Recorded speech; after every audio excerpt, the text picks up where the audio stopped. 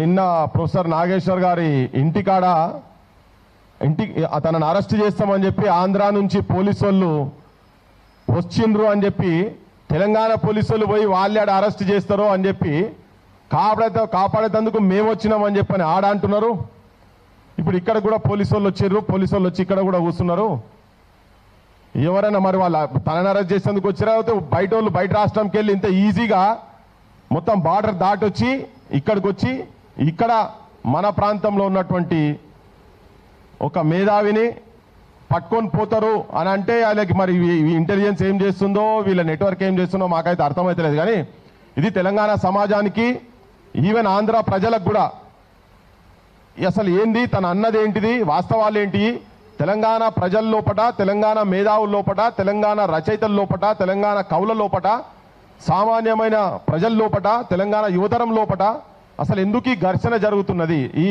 ఎప్పుడు ఎవరు ఏది మాట్లాడినా మేము విగ్రహాల గురించి మాట్లాడితే, బాలసుబ్రహ్మణ్యం విగ్రహం గురించి మాట్లాడితే అమ్మనా బూతులు, ఒక్కటి కాదు రెండు కాదు, మరి వాళ్ళ సంస్కారం ఏందో నాకు తెలుస్తలేదు. ఈ రాజకీయ పార్టీలో పెట్టిపిస్తుండ్రా లేకపోతే సామాన్యమైన జనం పెడుతున్నా తెలుస్తలేదు. అమ్మనా బూతులు అంటే మేము అడిగిన దానికి ప్రశ్నించేదానికి జవాబులు చెప్పకుండా ఎందుకు బాలసుబ్రహ్మణ్యం విగ్రహం ఇక్కడ ఎందుకు వద్దంటున్నాం అనే దానికి కారణాలు చెప్పినాం మేము. ఇలా రేపు ఎన్టీ రామారావు విగ్రహం పెడుతున్నారు, ఇక్కడ మైత్రివనం దగ్గర ఎన్టీ రామారావు విగ్రహం పెడుతున్నారు. తీసుకొచ్చిన రాత్రి మామూలుగా కాదు, పటాకలు పేద ధూమ్ధాం చేసిర్రు, రాకెట్లు కొట్టిర్రు, పటాకలు కొట్టిర్రు, పెద్ద సౌండ్లు సప్పుడ్లతోటి. మైత్రివనం అది కూడా బిజీ ఉండే సెంటర్ దగ్గర ఇంత ఉత్సవాలు చేసుకుంటా ఎన్టీ రామారావు విగ్రహాలు ఇక్కడ ఎందుకు పెట్టాలి, మేము ఎందుకు వద్దంటున్నాం అనేది కారణాలు చెప్తే కూడా ఒక కిరాయి గొంతుకు ఇక్కడ ఎందుకు పట్టాభిషేకం చేయాలని చెప్పని మేము ప్రశ్నిస్తే దాన్ని అసలు మీకు బతకరాదురా, మీకు అన్నం తినరాదురా, మీకు వ్యవసాయం నేర్పించింది మేమే, మీకు బట్టలు దొరుకుచుడు మేమే, ఇట్లా ఘోరంగా నీచంగా హీనంగా అంతకుముందు సినిమాలలో ఉండేది ఇప్పుడు బహిరంగంగా సెల్ ఫోన్లల్లా వాళ్ళ భాష, వాళ్ళ సంస్కృతి, వాళ్ళ సాంప్రదాయాలు, ఇగో వాళ్ళ పద్ధతులు ఎట్లున్నాయో ఈ సెల్ ఫోన్లలో మొత్తం వాళ్ళు ప్రదర్శిస్తున్నారు. వాళ్ళ లోపల ఉన్నటువంటి బూతు పాండిత్యాన్ని ప్రదర్శిస్తున్నారు వాళ్ళు. ఇది నేను అందరి జనాల గురించి చెప్తలేను, కానీ ఎవరెవరైతే మాట్లాడుతున్నారో వాళ్ళ గురించి చెప్తున్నా. ఆఖరికి ఎట్లయిపోయిందంటే పరిస్థితి, తెలంగాణలో దిష్టి తగిలిందనే కాడికి అక్కడ పవన్ కళ్యాణ్ అంటేనే మాట్లాడే కాడికి పోయింది. మరి ఇదేం దౌర్భాగ్యమో ఏం దుర్మార్గమో మాకు తెలుస్తలేదు. అసలు ఏంది దాన్ని అంటే ఒక చర్చ జరగాలి ఇక్కడ తెలంగాణ ప్రజల దగ్గర, ఆంధ్ర ప్రజల లోపల కూడా. రాజకీయ నాయకులు ఇక్కడోళ్ళు అక్కడోళ్ళు అందరూ ములాఖాత్ అయి ఉన్నారు. దీంట్లో పెద్ద నేనేదో పెద్ద తొవి చెప్తలేని, ఇది అందరికీ తెలిసిన విషయమే ఇది. కాకపోతే మేము ఎందుకు మా సంస్కృతి మీద, మా సాంప్రదాయాల మీద ఎందుకు దాడి జరుగుతున్నది. ఇలా మేము అన్నం ఇక్కడ ప్రభాకర్ రెడ్డి విగ్రహం పెట్టండి, ముఖ్యమంత్రి రేవంత్ రెడ్డికి చెప్పినాము, ఒక ప్రభాకర్ రెడ్డి గారి విగ్రహం పెట్టండి, ఒక పైడి జయరాజ్ గారి విగ్రహం పెట్టండి, లేకపోతే సుక్క సత్య గారి విగ్రహం పెట్టండి, లేదు సినారాయణ రెడ్డి విగ్రహం పెట్టండి. ఇట్లా చాలా మంది ఉన్నారు, దాశరథి రంగాచార్య ఉన్నారు. ఇట్లా అంటే చెప్పుకుంటూ పోతే పేర్లు చాలా ఉన్నాయి. పోనీ ఒక ముఖ్యమంత్రి, మాజీ ముఖ్యమంత్రి అనే కనుక అనేది ఉంటే ఆయన చాలా బొచ్చడు వచ్చినాయి. ఇక్కడ ఆల్రెడీ గల్లీ గల్లీకి విగ్రహం ఉండనే ఉన్నది. ఇక్కడ ఆల్రెడీ ఎన్టీఆర్ ఘాట్ కూడా ఉన్నది, పాడే 4 ఎకరాలు 5 ఎకరాలలో ఉన్నది ఆల్రెడీ. ఇప్పుడు మేము కూడా ఏంటంటే మేము కూడా ఆలోచించాల్సి వస్తుంది. మీరు ఇంత అతి చేస్తే నేనే చెప్తున్నా, క్రాంతి దళకెళ్ళి మేము కూడా రేపు తెలంగాణ ప్రజల తరఫుకెళ్ళి అవసరమైతే మరి ఇక్కడ దిగి మొత్తం తవ్వి రేపు మా ప్రభుత్వాలు వచ్చినాడు తీసుకుపోయి మీరు అక్కడ ప్రకాశం బ్యారేజ్ కాడ పెట్టుకుంటారా మరి మేము అవి కూడా తీసి పంపించాల్సిన పరిస్థితి ఏర్పడుతుందని చెప్పదలుచుకున్నాం. ఎందుకు గిచ్చి కయ్యం పెట్టుకుంటున్నారు అంటే ఇంకా తెలంగాణ వచ్చిన తర్వాత కూడా ఆంధ్ర పెత్తనం మేము సహించే పరిస్థితి లేము.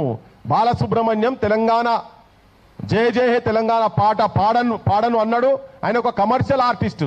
ఇక్కడ తెలంగాణ సమాజం గురించి, ఇక్కడ జీవితం గురించి, ఇక్కడ ప్రజల గురించి ప్రాణత్యాగాలు చేసిన వాళ్ళు, ప్రజా సాహిత్యం రాసినటువంటి వాళ్ళు ఎంతో మంది పుట్టినటువంటి గడ్డ, ఎంతో మందికి పురుడు పోసుకున్నటువంటి గడ్డ. ఈడ వాళ్ళే కావాలి మాకు మొదటి వరుసలు అని చెప్పినాం. అప్పుడు కూడా అమ్మనా బూతులే, అడ్డగోలుగా బూతులు. ఇక మామూలు కాదు, నేను చెప్పలేను, నేను ఈ మైకుల ముంగడ చెప్పలేను. అంత ఘోరంగా ఘోరాతి ఘోరమైనటువంటి బూతులు మాట్లాడు. ఇయ్యాల నాగేశ్వర్ సారు తనకున్నటువంటి ఒక రిలయబుల్ సోర్సెస్ నుంచి, తనకున్నటువంటి తను ఎప్పటి నుంచో జర్నలిజంలో ఉన్నాడు, యూనివర్సిటీలో ఒక ప్రొఫెసరు. ఇలా ప్రపంచం మొత్తం మన ప్రాంతం వాళ్ళు ప్రపంచ స్థాయి మీద మాట్లాడగలిగినటువంటి ఒక వ్యక్తి అక్కడ ఉన్నాడు. ఇవాళ ఇక్కడ పాశం యాదగిరి గారు ఉన్నారు, తర్వాత వినాయక్ రెడ్డి సార్ ఉన్నారు, ఇట్లా చాలా మంది ఇప్పుడు వస్తున్నారు, మారవు శ్రీధర్ గారు కూడా వస్తున్నారు. ఇటువంటి వాళ్ళందరూ ప్రపంచ జ్ఞానం ఉన్నటువంటి వాళ్ళ మాటలను వాళ్ళు మాట్లాడితే కూడా ఒక సమాచారం ఒకటేదో తనకు తెలిసిన సమాచారాన్ని చెప్తే, జగన్ విషయంలో ఏదో సమాచారం చెప్తే ఇక ఆయన మీద కేసులట. ఈ కేసుల కథ ఏంది? భూతు పురాణం మొత్తం. అసలు నువ్వోనివిరా, మా ఆంధ్ర రాజకీయాల గురించి మాట్లాడేందుకు నువ్వోనివిరా అని చాలా ఘోరంగా, చాలా హీనంగా నువ్వోనివిరా అని మాట్లాడొద్దా?